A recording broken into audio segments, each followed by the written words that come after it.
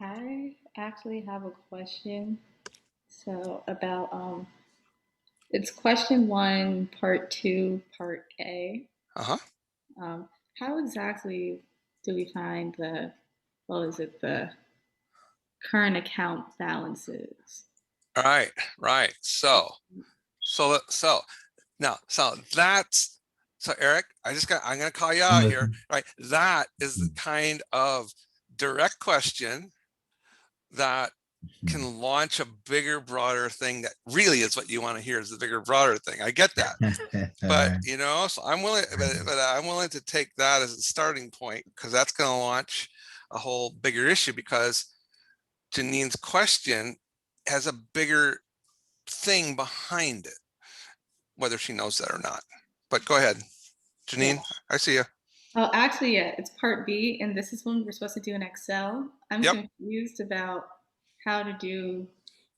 Does it have to be in Excel, or do you just want like a graphical representation?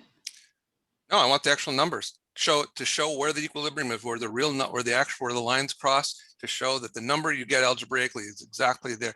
So I have a spreadsheet that I can manipulate, and you can do this too, right? To graph the lines, right? It's just asking you to graph the lines, asking you to graph two lines, right? And then to create two graphs, right? Really, right? And we can talk about this. I'll be glad to talk to you about this right now. That's what I'm saying. I'll be glad to go through this with you, right? But these are so part of this is to part of it comes from conversations that I've had with the folks in American Airlines, we have it in our leadership team discussion, firms that talk with us regularly, et cetera. So one of the things that students or no, sorry, that firms oftentimes are most challenged with, well, and for students are most challenged with, are Excel skills. And they're just assumed by employers, all right? So not even these basic skills, but pivot tables, VLOOKUP function, etc. And we don't do enough of that in terms of um, uh, providing you lots of practice with that, right? So there's an opportunity for practice with that, all right? So really, all this is an XY plot, right? This is an XY plot. So let's just think about the Excel part first for a second, okay? And then we'll get to the actual question that you asked, because that's a bigger question. That's an important one. And everybody that's here today will benefit from hearing the kind of idea behind that, I think. Okay. So in Excel, right? So what are we trying to get? We're trying to get a diagram. Oh, we can't see what you're writing. Oh yeah, sorry. Yep, sorry. Thank you. Me, I'm just so, I mean, I'm fully engaged in the economics here, and yeah, I'll launch in. This is always all right. Whoops. All right. So this is basically chapter 4, right? We have the goods market. I'm going to go through this relatively quick so we can actually talk about the broader question and spend more time on that. But desired investment, desired saving, right? Mhm. The real interest rate and an investment and saving on this axis. All right. So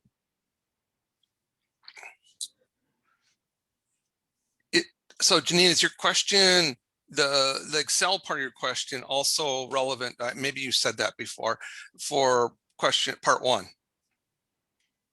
Um, or do you have that graph?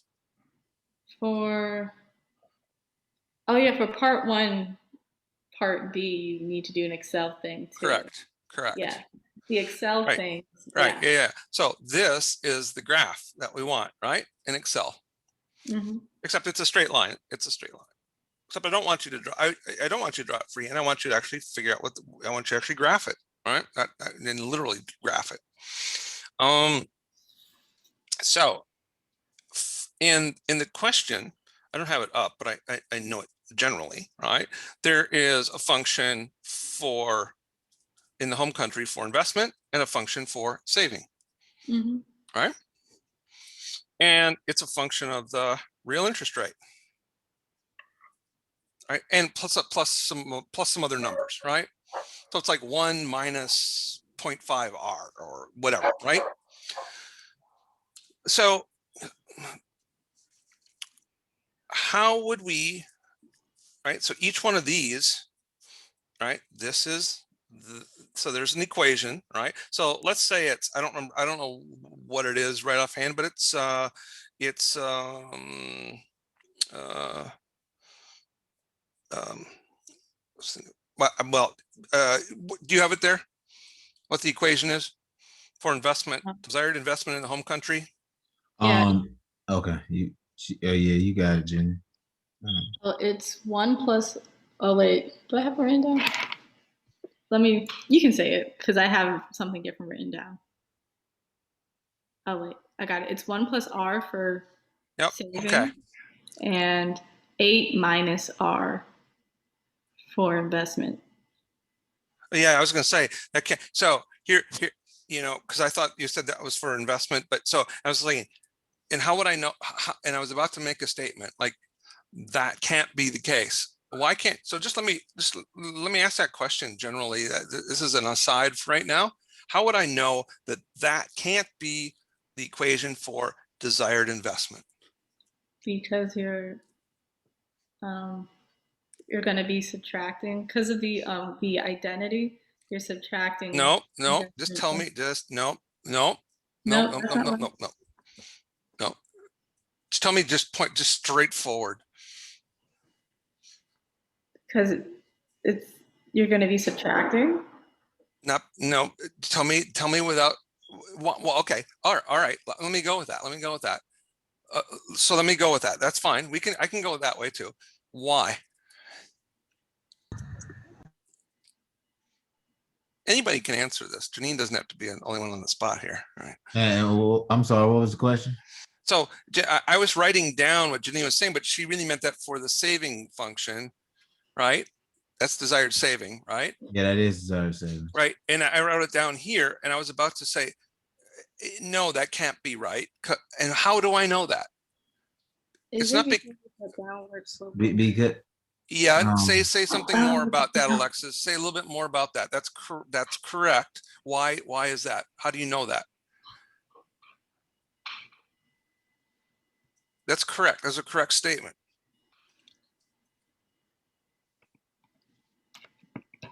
You gonna elaborate? I'm not sure. The investment curve is downward sloping, so wouldn't you be subtracting? Yep. So this is kind of what Janine is saying. Right. Why?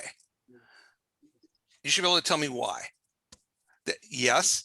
Well, and what I'm saying is, you know it. I need you to say it in words. As the desire to save increases, the desire to invest decreases. No, just one curve at a time, because you're putting both of them together. Just do one at a time. Right? So let's just answer. So I mean, what you said is not incorrect. I'm just saying let's stick with the one curve. Why? My claim is this cannot be the desired. What I wrote down, but so I could catch myself is what I'm saying. Like, no, that can't be the one. It must be the other one you're talking about. And how can I catch myself? Why do I know that? Because it's actually useful. Because on an exam or on a homework, so you can just catch yourself sometimes and say, does that make sense? So why does this not make sense? Because as the real interest rate gets higher, the desired interest gets lower. Oh, you're close. That's not. I know what you meant to say there. You didn't say the right word, but I know what you meant. To invest. Sorry. Yeah, that's right. That's right. But what does this say? As the real interest rate goes up, there's an equal sign here. As this goes up, what happens over here? It goes down, or it's supposed to go down. It's supposed to go down. That's right. It's supposed to. But the way it's written, it goes up. It's a positive relationship. Boom. That's it. Like this is like junior high math.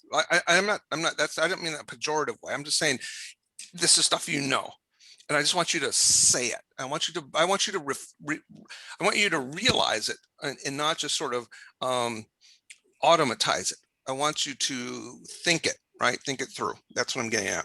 So I knew that couldn't be it. So that's a positive relationship. So that has to be, right? And this is a negative relationship. That's the reason about the negatives. That's the reason for the subtracting, right? So, so this is 1 plus R. What's the other one? Then we'll get back to the Excel part, right? So what's the desired investment? For the 8 home, minus R. What is it? 8 minus R? Yeah. 8 Mhm. minus R. Yeah. So as the real, as R goes up, right, you're subtracting off a bigger number, I goes down. So you say, oh yeah, that makes sense, right? That makes sense, right? It's a negative relationship. All right. So what are we doing? Well, so now let's think about an Excel spread. Think about an Excel spreadsheet.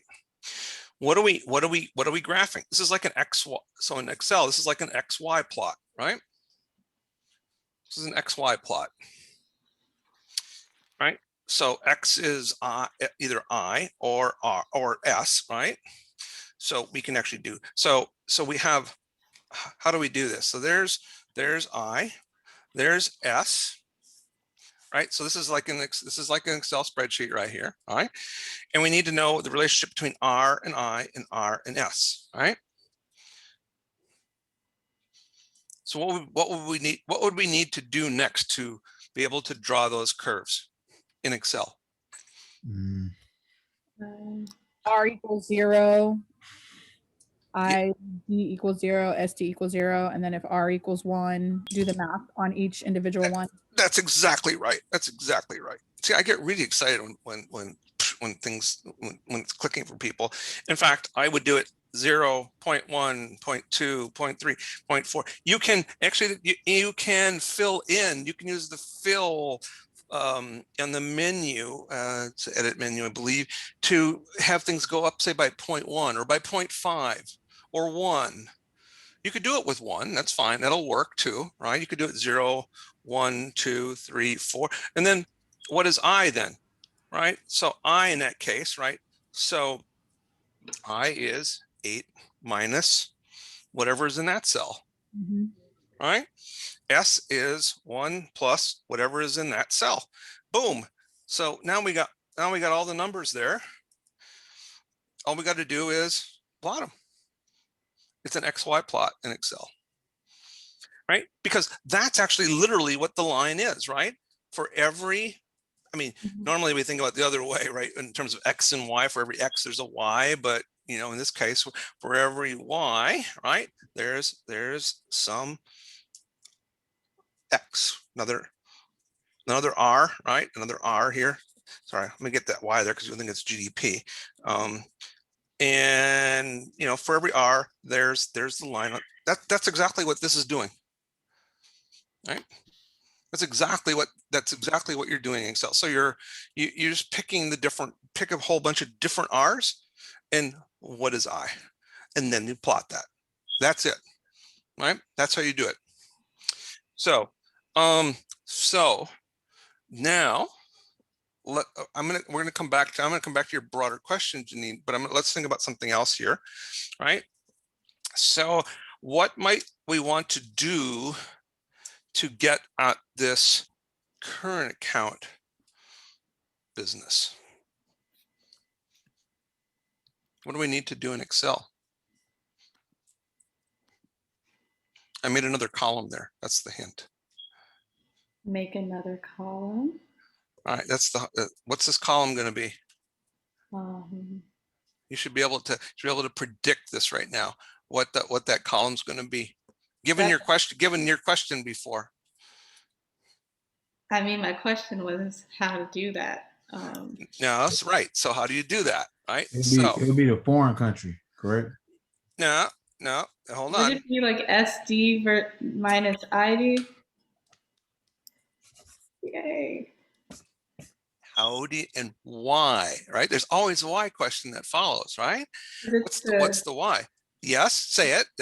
I know what you're going to say. That's exactly right. The space in between, the distance between the two curves at the yeah, that's exactly correct. How do we know that's true? How do we know that? How do you know that space, that difference represents the current account? Oh, the identity. That's right. That's right. That's exactly right. So what's the identity? Remember, this is back from chapter 2. All right. I said, or chapter 2. I said we're going to use this over and over and over again. All right. And so what's the uses of saving identity? Saving equals investment plus the current account, right? This isn't exactly 100% true. We're assuming net factor payments are 0, but that's okay. They're a relatively small portion, right? So this is a really, and S, remember, is private saving plus government saving, right? So back in chapter 4, we didn't need to worry about that. Like, so with this graph, right? This could be chapter 4, right? Because that's all we had as a home country. There was no foreign country, right? So all we cared about is where S and I crossed, right? Mm-hmm. So at that interest rate, right, equilibrium, like we know, I mean, you've had enough econ, you know where lines cross. That's important, right? Where lines cross in economics, they're generally important. Although that's the part that gets confusing in chapter 5, because no, it's not necessarily where lines cross anymore, right? So what's true between desired investment, desired in saving at that interest rate, the equilibrium interest rate there? Oh, what was the question? Sorry. What's the difference between desired investment and desired saving at that equilibrium?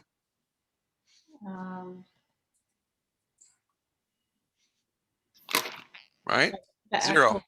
Zero, right? Yes. That's the point. There's no surplus or shortage. That's how we get to equilibrium. That's what the economics tells us, right? That's exactly what equilibrium means.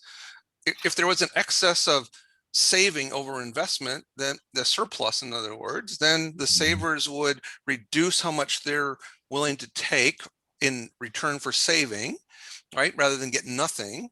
And at the lower interest rate, there'd be more investment because the user cost of capital is now lower and there's a higher desired capital stock. So, and yet it keeps happening until there's no more incentive for anybody to change their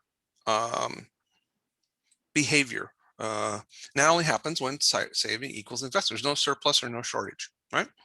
Mm-hmm. So now let's go back to the uses of saving identity again, right? So before, the current account was 0. That was just there. It was just saving equals investment. In chapter 4, we assumed that the current account was 0. That's true. So that's true.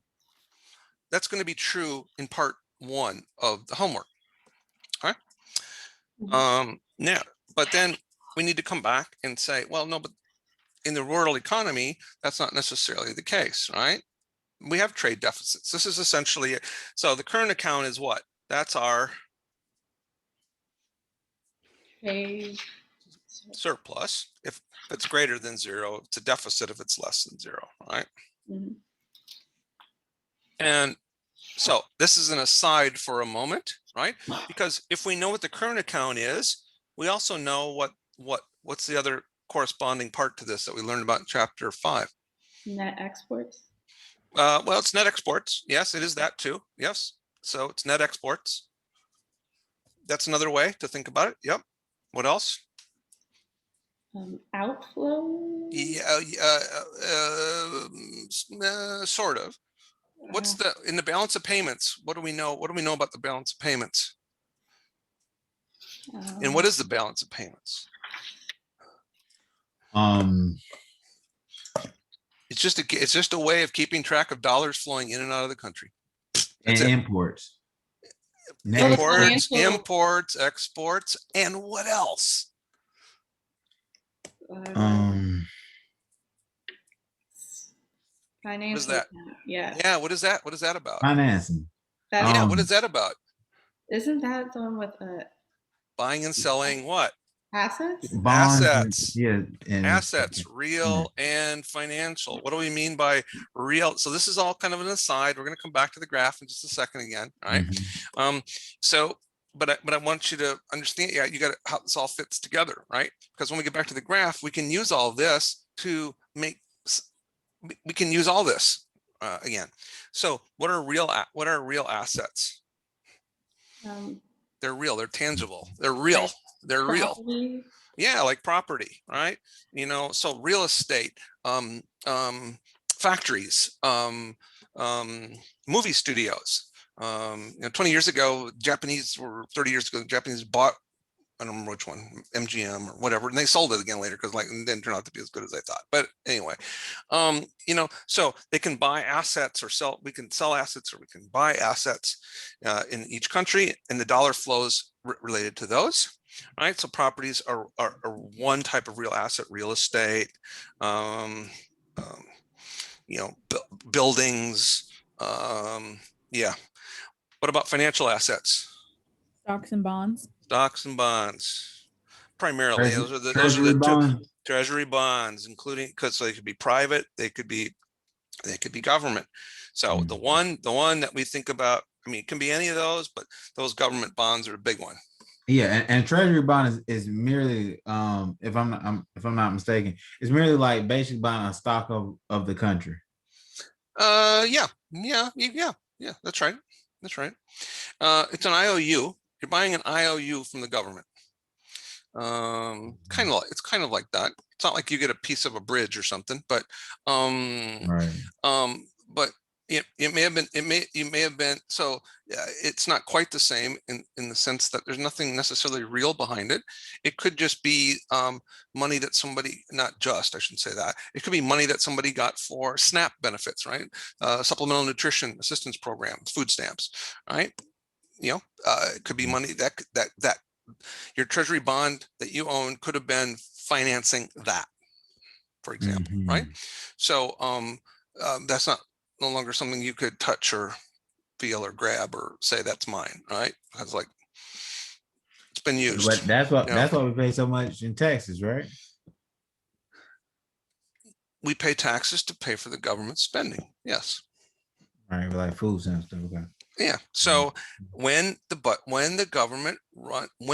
taxes are not enough, okay, when you don't have enough current income to pay for all your expenditures, what do you have to do?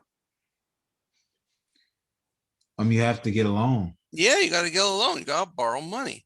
Either that, or you got to cut back your spending. But yeah, you got to get a loan, or you have to take out of your savings that you have. Right? You got to save, Right. or you got to get a loan. Right. You got to borrow money. Right? That's what student loans are. I mean, that's what you do, right? Because you don't have enough money necessarily to pay for the big tuition bill and everything else, all your cost of education, right, for the year. And so you take out a student loan, right? So in the same way, when the government's income, the revenue, tax revenue and fees both, but tax revenue primarily from individuals and corporations, corporate income tax, private or individual income tax, when the income the government gets is not enough to cover its expenditures for that year, right? Which has been the case for most of the last 50 years. There have been a couple of exceptions, right? Actually, it came during the Clinton administration. And then the government has to borrow money, just like anybody else. So what do they do? They don't. But the difference is they don't go to their aunt, uncle, they don't go to their parents, they don't go to the bank, right? They just print pieces of paper. And they print pieces of paper saying, look, and they sell them, right? They sell them on the open market, and people buy them. People buy them from all around the world, right? Why do they do that? Because they're going to get paid back something higher in the future. That's the interest, essentially, the what they paid plus interest. In the same way that if you ever had and this is old school, so probably none of you have this, but maybe sometimes people have savings bonds, maybe that somebody bought when they were born or something like that. That's pretty old school, so probably not so much anymore, but you might. Like a grandparent could have bought it for you because like that when they were young, maybe they had savings bond. I mean, they still have savings bonds, government savings bonds. So all of those kinds of treasury bonds, treasury bills, the maturity is the difference there. It's a year or 10 years or 20 years, 30-year bonds, right, et cetera. 30-year bond rate is what determines mortgage rates for most people. That's what it's based on, basically. So, or index to that typically. So And they can change that whenever they. Yeah. no, they don't. They can't change it. They The- don't. the They Fed- can't. No, they. I mean, No, they no, just no, dropped them no. last year though. Well, how do they? So how do they do that? That's the question. Well, we'll get to that. All right, we'll come to that. The government just they print pieces of paper and they put them out in the market. The market decides what the price is going to be, which determines the interest rate. But the market was pretty bad last year. So if you put more of those bonds out on the, you supply more of those bonds out on the market, the supply goes up. What happens when you increase the supply of anything? The price goes down. That means interest rates go up. When the government dissaves, what happens to the national saving curve in the goods market? It goes to the left. What happens? Interest rates go up. That's what's happening. Yeah. Anyway, so let's come back to this, right? Let's get back to this homework question in Excel and all that, right? So what do we know about the current account? The current account, right? If we subtract I from both sides, right? The current account is simply SD minus IB. That's the current account, right? Once we figure that out, we know that the CA plus FA equals 0, right? These flows of dollars. So if current account's going down, the financial account's going up. What does that mean? It means your trade deficit's getting bigger. It means more dollars are flowing out to buy goods and services from other countries that are coming back to buy our goods and services. That's what it means to have a trade deficit. All right. So dollars are building up in other countries' hands. They don't want to just sit on dollars. They don't get any return on holding on to dollars, right? What do they do with them? They look to buy US assets. Like what? Like treasury bonds, all right? Or real estate, or stocks from Microsoft, or whatever, right? So that's why those flows go in the opposite direction. That's what the first part of that chapter 5 is about, right? So for a given real interest rate, yes, it's a difference between those two curves, S and I.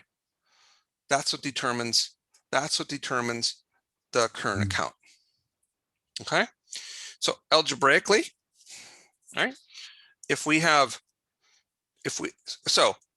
So what we can do here, right, in Excel is create a new column, right? S minus I, right? That's our current account. That's our current account. Right. That's our current account balance. Could be positive, could be negative, right?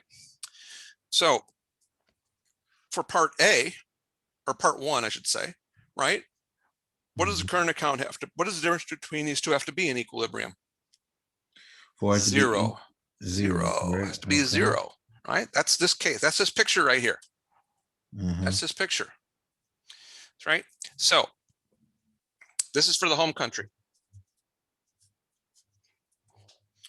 Right? You've got a separate set of equations for the foreign country, right? Right? Right. Desired correct. saving, desired investment for the, it's the same exact thing. You're gonna have another, so in other words, you're gonna have another picture that is exactly the same as, but it's not exactly the same as this. You do exactly the same thing. All right? You do the same thing for the foreign country. Except where is equilibrium going to happen? That's the question, right? That's the one we're going to focus on here right now, because that's the part that I think is hardest for people. All right. So this is just a closed economy case. I mean, we could have done this spreadsheet in chapter 4. Could have done that there too. But quick question. So what would happen if the government just refused to take any loans? What do you mean if the government refused to take any loans? They can't. Like They don't have a choice. I mean, we do have choices. I mean, I mean, They no could one's get going to come over here and defeat us. So we always have a choice. And I mean, to be real, to be honest. They could default. They could default. Right. So they've agreed to pay. They've paid things out. They don't have, and so the government has bills to pay. They have people in the military to pay. All right. They have other kinds of commitments to Social Security, to payments, to Medicare payments, etc. Right. And so if they refuse to pay, that means they refuse to pay old people. They refuse to pay people in the military. They refuse to pay. You know what's going to happen? That's not going to lead to a good outcome. Right. They don't It have a, definitely they wouldn't. don't have a choice. This is what happens in other countries when there's a coup. This is what happens in other countries when there's a revolt. Some cases, right? Like that's the outcome of that sort of thing. Mhm. Now, a different outcome they can have is they can just say, in other countries, not in the US, they could say to their central bank, just print more currency. Well, how does that actually happen? So they print currency and they give it to the government. Well, what does that mean? So what does that mean what would that mean in the United States? That means they would just print a whole bunch of treasury bonds and they would have the Federal Reserve buy them. And how does the Federal Reserve pay for them? They just print more dollars, right? Mhm. But that would put a whole bunch more dollars into the economy essentially, and that would lead to inflation. And that's what's been going on. Not in the U.S., but in other countries, some other countries, some mean, South what- American countries. With all this COVID relief packages, trillions of No, they dollars. just print treasury bonds and put them out in the market. You and I could buy those. If you have money, if people have money in a 401k, a retirement account, those Mhm. accounts are buying government securities. It's part of their portfolio. It Mhm. is. You know, the North Carolina system for North Carolina employees, state employees, you know, or teachers and other things, you know, part of their retirement holdings are government bonds, you know. Mm. No, it just goes through a brokerage house, just like any stock or bond. No, they just work through, you know, that's why the New York Federal Reserve Bank is actually the one who does these what are called open market operations. That they're buying and selling government securities. Mhm. So they're the ones who do it. Why do they do that? Because that's the heartbeat of the financial world in the United States. I feel Yeah. like with how much money they taking, like the government is taking from like people, mainly like employees, like regular people. They're taking so much money from us in taxes that you would think that they shouldn't need to borrow. Because I mean, like if you like for example, like someone makes $100,000 a year, they have to pay 30,000 in taxes. That's Yeah. literally $30,000 that you could have had in your pocket, but the government literally just took it out your. Yeah. Took it from you. Yes. Now, oftentimes they take it before people can even see it, but that's still technically their money, except the government just took their share. That's 30% though. So this is part of the argument. So if we want to get in politics, this is part of the argument by Republicans, right? I'm just saying, Right. I'm just saying that's part of their argument. Yeah, Mhm. I'm not saying what they good, say. I'm not saying good or bad to that. It's not a political statement on my part. It's just that's what their argument would be. Right. That we need to shrink government spending, and so we can shrink their interaction in our pocketbooks, Mhm. right? That's part of the argument. But the end of the Yeah. day, And I agree with that argument, but and that's fine, right? So I'm not trying to make any political I statement still where don't see anything changing, like for like regular people. but but I have to say, if that when that happens, then if that happens, then you don't have as much money to you're not spending, you're not going to have as much money to spend on roads, bridges, education, other things. Now, the argument on the other side of that is, well, let the private market determine that. Well, okay, and some countries have done more of that. We're actually more in that end of things than many other countries. Many other countries have much higher tax rates than we do. Mhm. But they also have more government services, right? So it runs the whole spectrum, right? And so there is room for disagreement about that, no doubt. And that's why the stimulus package, for example, that the president just signed into law yesterday, that's why it barely passed, and not just in the Senate. It was approved by a 220 to 212, I believe, a vote. Is that right? Anyway, in the House, right? So there's lots of disagreement. That's right. Yeah, I haven't been agreeing with some of the stuff that's been happening. Yeah. So there's lots of disagreement. But let's finish off this homework question, right? Because you said you wanted to talk about the homework stuff, right? And so here's the deal. Because I have to be at a college meeting at 2 o'clock, and I want to make sure that we get a good understanding of this. So 2 markets in the world economy. We have a goods market in the home, right? So we're talking about the goods market. Talking about the goods market. And so we have real interest rate I and S in both places, right? We have, and I'm going to draw this in a particular way. They're both going to look similar, but there's going to be, and I'm going to explain later. I'm going to have them cross it up a little higher in this one than over here. I don't want them to be the same. I want them to cross a different place. And there's a reason for that. I could have done it the other way. Doesn't matter. I just don't want them to be, I don't want them to cross at the same real interest rate. Okay, that's the point. So the question is, right, so this is desired investment, desired saving, desired investment in the foreign country, home country over here. All right. So this is in the home country, this is in the foreign country, foreign and home, right? So if we had a closed economy, each of these closed economies, no trade between them, right? Each of these countries would be stuck with whatever saving is happening within that country to finance their investment in new capital. Okay. So in that case, if there was no trade, let's call R0 here. This would be the equilibrium interest rate. It's just what we had in chapter 4, right? You know, we can just look at each one of these individually in that case. It's the same thing we had in chapter 4. And it's the same thing actually, in a sense, in the first part of chapter 5, right? But the interesting part of chapter 5 is the large open economy case, which is like the US.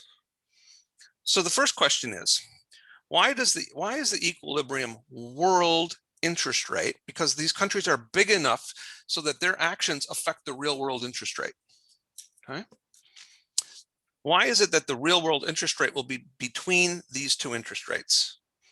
Oh, I don't know. Let's say this one's 3% and this one is, I don't know, 6%. I'm just picking those numbers out of the air. They're just different, right? I'm just making them different. Why would the real interest rate in the world have to be between those 2? How do we know that? Because What's the economic argument? It's only 2 countries. Yeah, but you got to use the graphs. Use the graphs to do the argument. Their equilibriums. That's the interest rate at their equilibriums.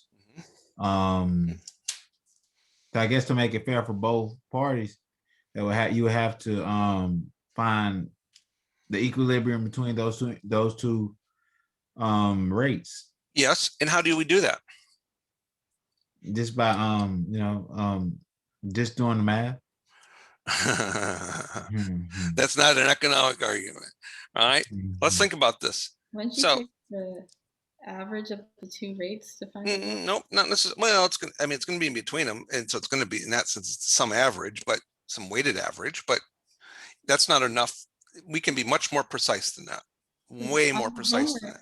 I was able to just take the average and it worked. Really? Maybe, I don't know. I didn't actually check that, but well, I don't know. I'm not exactly sure. On the reading quiz homework, that's what I meant. Oh, I see. Gotcha. Yeah. That's just, oh no. Yeah, you got, that's interesting. Interesting. That's a failure of the underlying MyLab then, because then somebody could leave with that idea. Right, that's the point. Like, no, that's not necessarily the case. So this is one of those things. This is actually an example, one of those things where intuition might say something, and in the general idea it works, but that turns out not to be true generally. Right. So why is that? So the question is, could it be 6%? Could that be the equilibrium in this example? No. Why not? because so the question is, right, that For the world. all of the for the world, that's right. So let's just bring this all the way across.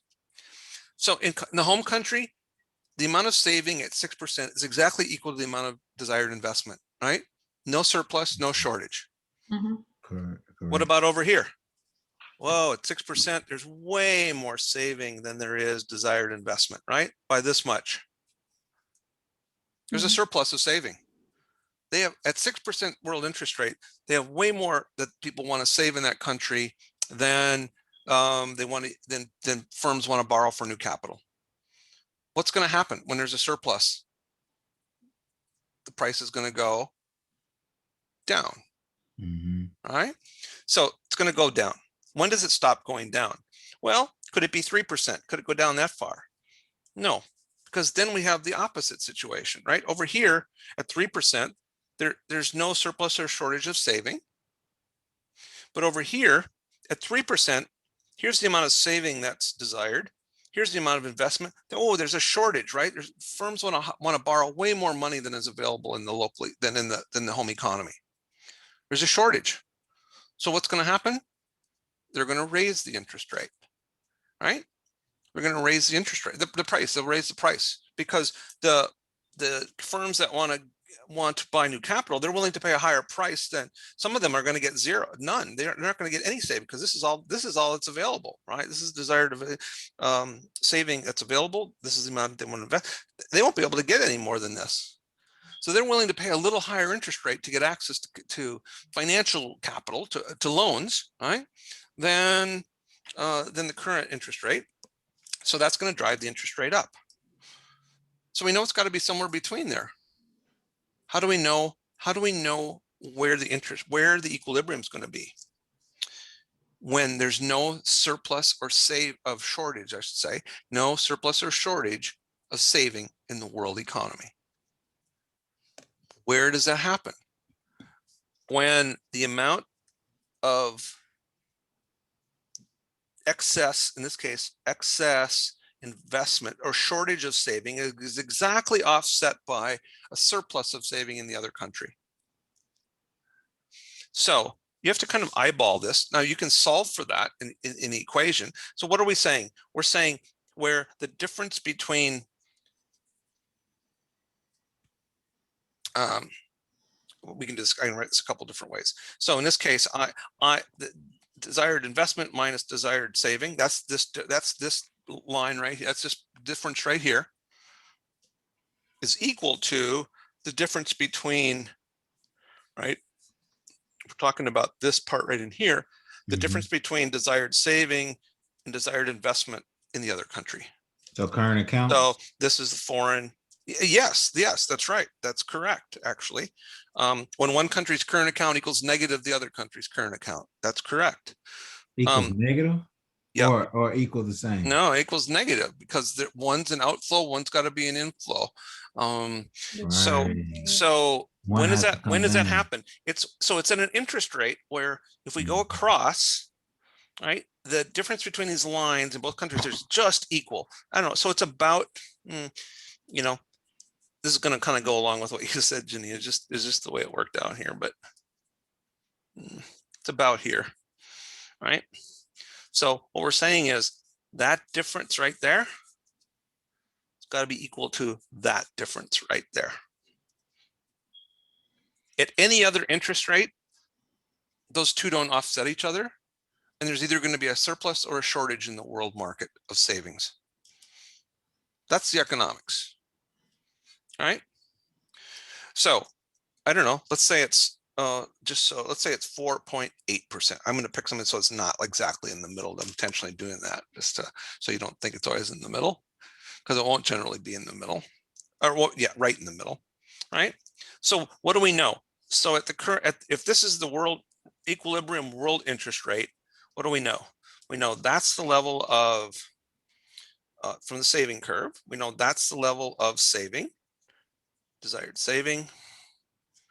That's the level of desired investment in the home country.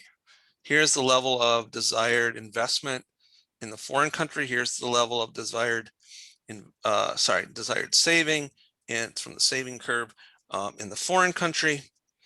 Those two better just be equal to each other. So what do we know about the current account? The current account is SD minus ID, right? Mhm. All right. So SD minus ID is the current account. All right. So what do we know about this? So I'm going to come back to the Excel thing again to finish this up. So in this country, if desired investment is greater than saving, that means this is bigger than that, then the current account is what? Positive or negative? Negative. Which one is Yeah. larger? Well, you can just put numbers in here. Like you just pick numbers, one that's bigger than the other, right? If you don't like letters, you can put numbers in, all right? And so 80 minus 100 is what? Negative. Minus 20. So that's a what? What do we? That means net exports are what? Less than 0. Current account is less than 0. All these things are equivalent. It means that we have a trade. This country has a trade what? Deficit. And financial account is greater than 0, right? CA plus FA has to equal 0. Mhm. So if CA is negative, financial account, that means dollars are flowing in. More dollars are flowing into this country than flowing out to buy assets, right? Yeah. So more dollars are flowing in. The assets are going out. We're selling assets, right? We're selling assets. If this is the US, right? Then we are selling assets to other countries. Like what? Like treasury bonds, but it could be other stuff too, right? So we're becoming perhaps poorer wealth-wise. Maybe. Depends what we're using this borrowed money for, right? If we're using it for bridges and roads and things, maybe not, because that's going to boost up the aggregate production function, increase GDP later. It's like you going to school, borrowing money to go to school, right? Are you becoming poor? You're poorer in them right now, but overall, no, you're going to be richer because you are going to boost your income, your earning power, and can pay off that loan later and still. Wait, I'm still confused as to how we find the value of the real world interest rate. Since the whole telling me you can't take the average thing really blew my mind. And I can't hear you, Dr. Simpkins.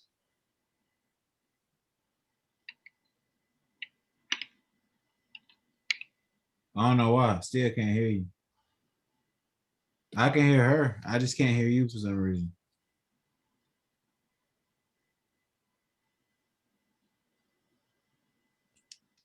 You can hear me now, right? I can hear you now. Yeah. Sorry, it bumped the little thing here. Sorry, I see what happened. It's not showing up as muted on the screen here, but that's what happened. I got it. So we know it has to be between this. We know it has to be between the equilibrium interest rate in each country. Correct. On its own. The question is where? Well, what if you went down to 5%? I'll just use 5% here. Well, we just play the game. We go across. What's true about the amount of excess saving in this country? That's the amount, that's the difference, right? This difference between these lines. How much is the excess demand for saving over here? It's that, right? Which one's bigger? This one, right? That difference. So the amount of saving minus investment, which is excess saving in this country, is greater than the excess demand for saving, right? The difference between desired investment and desired saving here. In other words, US companies are looking to borrow more money than US savers are saving at that interest rate. What do? They go to the world market. It's a worldwide market. We assume that in the large open economy case here, right? And in that case, right? There's an excess saving over here, but there's way more excess saving than there is excess demand for saving over here. So there's still a surplus in the world economy, right? So there's a surplus. If there's a surplus, interest rates are still going to go down. You just keep doing that. You just keep doing that. You just graphically, you just keep doing that and keep doing that until finally you get to a point where, oh, they're just equal. But how do we do that in terms of finding? Yeah. So how do we do that? How do we do that algebraically, and how do we do that in Excel? That's right. So what are we saying? What are we saying? Equilibrium occurs when what happens? When the difference between ID, SD equals the difference between ID, SD in the other country, but the opposite, but the negative, right? Oh, So- so algebraically, you just subtract ID from Yeah, and set them equal, and then set them equal to each other, each other. Okay. right? So you end up going from 4 equations down to 2 equations and setting them equal to each other, right? So when you do I minus S, all right, you're just going to be left with some function of with R. Same over here. And if you're saying them equal to each other, then you're going to just solve for R. So that's why it's critical to understand graphically and conceptually what's going on, because the algebra is simple. The algebra is simple. But if you just did algebra, but you wouldn't be able to explain the Y part, right? If it was just the math. So how do we do that? How do you do that in Excel? Let's go back to our original thing, because we're just going to replay, right? So this is what we did. This is what we did for a home country. All right. Do the same thing for right next to that for the foreign country. And where is equilibrium going to occur? When this column equals the negative of that in the other country, right? So you can just go down the columns and see, oh, where do the two equal? Well, where does one equal the negative of the other? So over in this one, you want ID minus SD, right? In the foreign country, but all right. Then when they're equal. That's the equivalent of what we just did graphically here. It's the exact equivalent thing. All right. So and that's the equilibrium between 2 countries. That determines the real world interest rate. The equilibrium real world interest rate. Right. So you want to do it algebraically first. You want to make sure that that's all consistent, then do it in Excel and make sure that they match up, right? Pictures should match up. And you can draw a horizontal line across that. Now, the other question then becomes like, so, okay, that's how we find out what the equilibrium is in the world economy, right? Now, if there's a question, and I've got to go, now the question is, well, what if the government decides to send out stimulus checks, right? And national saving goes down. Then this is essentially the question. This is the last part of the question, number 1, right? It's a different example, but it's the same idea, same kind of idea. There's a shift in a curve. Well, we just do the whole thing all over again, not with this curve, but with that curve now. Or if the other curve shifts, we do it with that curve, right? We just replay the same. It's the same. We just start over with do the same exact thing. Okay. We just redo it, right? Right. And then what you'll end up seeing is that, the equilibrium is going to be, probably about there. I mean, I've done this enough, right, that I can sort of eyeball what's going on, but you just have to practice that. And that's how you get good at it. And if you do it enough, then you understand like, oh, I see. one of the things that you'll learn is that it used to be that if national saving changed, investment changed by the same amount. Right? Has to be. That's what this identity means. Now, if national saving changes, because let's say government spending, government saving goes down, it could be split between the current account getting bigger, a deficit getting bigger, the current account deficit getting bigger, and investment going down. Right. So, in other words, the lack of saving in one country doesn't need to determine the level of investment in that country if you have access to funds from other countries. So you can borrow from other countries, and borrowing from other countries means your trade deficit is getting bigger, right? Because that's the financial account part to the current account. But while saving your own. Yeah, I'm just saying it. So you don't need to rely only on saving in your own country to finance your investment in new capital, right? You now have another source for borrowing. You could either borrow from your own country, borrow from savers, basically, right? I mean, that's what, I mean, even without the government, right? Even if there was no government, this has to be true. What would happen is companies just go to the bank. Bank is where people save their money, right? And so, and firms go to the bank to get a loan, to get a new piece of equipment, whatever, to get a new food truck, whatever. But they can only borrow as much as there is available, right, locally, or in this case, in the home country, right? But now, what if you had other people you could borrow from, like in the rest of the world? That's what the current account, and the current account in here really means, is that we have access to. So, for example, if this side of the equal sign goes down, government saving goes down, this doesn't have to go down if this is met simply by a bigger trade deficit. So current account going down, the financial account going up. CA plus FA equals 0. Financial account going up, meaning more dollars are flowing in to buy our assets. Like what? Like treasury bonds. All right.